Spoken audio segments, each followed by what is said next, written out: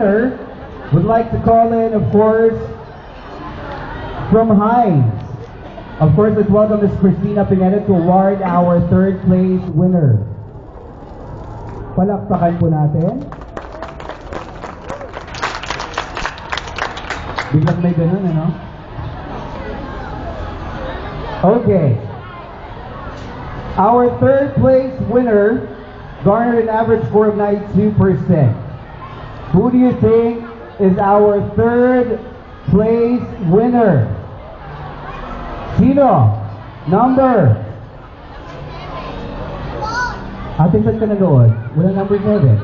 Okay, anyways, our third place winner, garden average of 92%, is none other than 9-year-old Jasmine Gayo! Congratulations, Jasmine, you'll be receiving, of course, 5,000 pesos and a gift pack from sponsors. Palakpakan po natin. Third prize winner. Congratulations. It's a bit heavy. Congratulations. Palakpakan natin once again.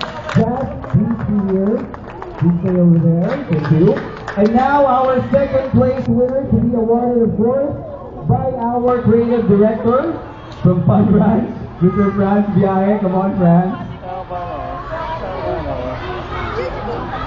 Our second place winner will be receiving 10,000 pesos.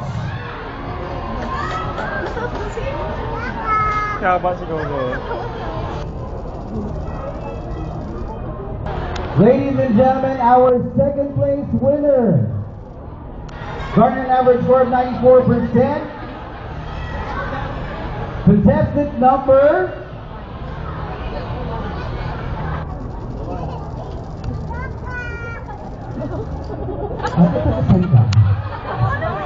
okay, our second place winner from Marikina,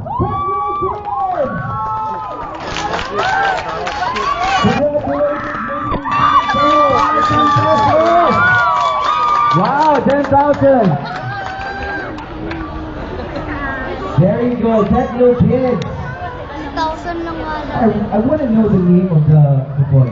Ano name? You are? Okay, and the girls, of course, this pretty girl, pang last natin si pretty girl. What's her name? Lindsay, and you are? Ira, and of course, hi. Andrea, yan ang Techno Kids, palakpakan naman natin. At to the girls ng Techno Kids, mas galingan yung paggiling kaysa dun sa dalawa, ha? Okay. Now, ladies and gentlemen, I'm going to give you now our grand prize winner.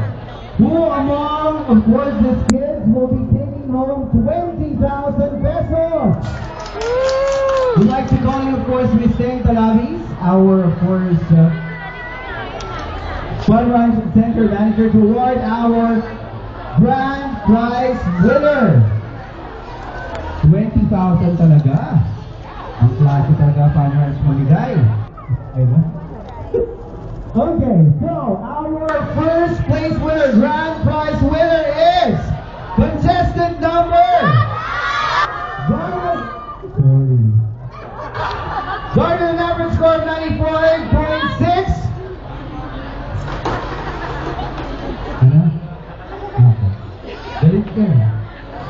Is contestant number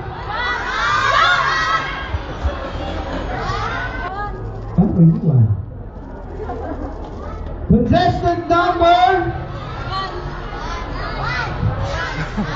5-year-old Natasha, please!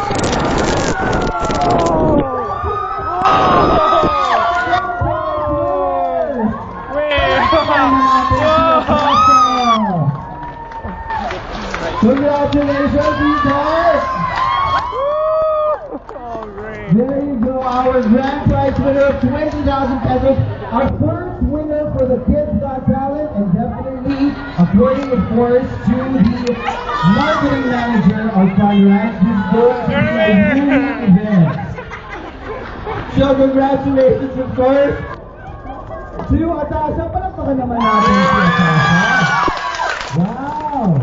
Atasha, can I ask you one question? Before you perform once again for everybody. Chloe. Okay? Chloe. Chloe, Chloe, can I ask you one question? What are you going to do with the 20,000 pesos? What are you going to do with the money? What are you going to do with the money? Shopping still? For more clothes?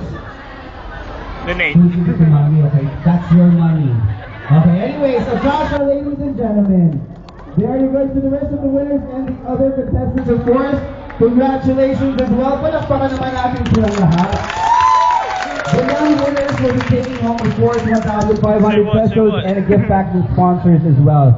So there you go, ladies and gentlemen. This has been Kids Got Talent, and let's give it up once again to Atasha. Thank you to the other kids. Thank you, guys. Thank you. Can somebody hold the bouquet? Oh, okay. There you go. She's clear. So, ladies and gentlemen, let's welcome back, of course. Let's see once again the performance of Atasha. She doesn't have to change, okay?